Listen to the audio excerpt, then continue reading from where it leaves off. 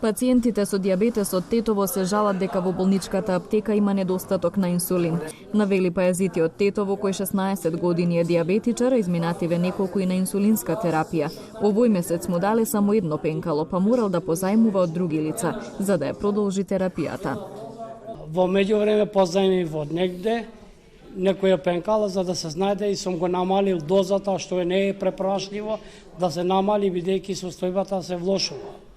И сега долгот не можем да го вратим, а овој месец побарав би дава само едно пенкало. Размислите, едно пенкало, а треба да примам 9 за месец.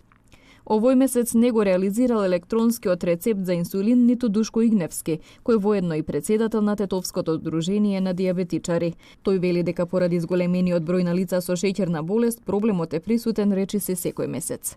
Тасу горе-доле, тасу месецот обавезно бар една недела да фалат барем еден или два тип. Од Министерството за здравство пак добивме одговор дека нема проблем со количините на инсулин.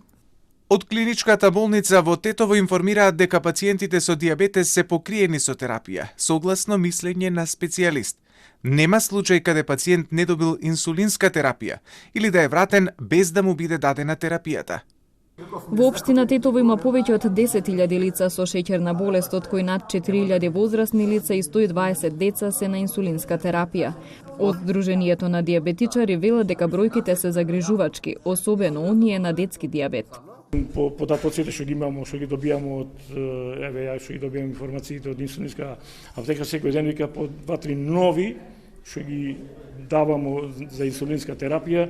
Значи тоа месечно му доаѓа може едно 2-30 пута после 12 месеци, тоа е голема бројка.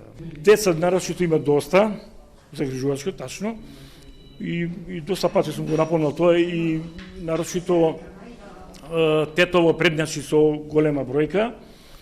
На ниво на Република Македонија, Тетово и Струмица се едни од да речеме со големи бројки на детски дијабет. Од Сдруженијето велат дека се очекува бројките да се зголемуваат поради стилот на живот на граѓаните.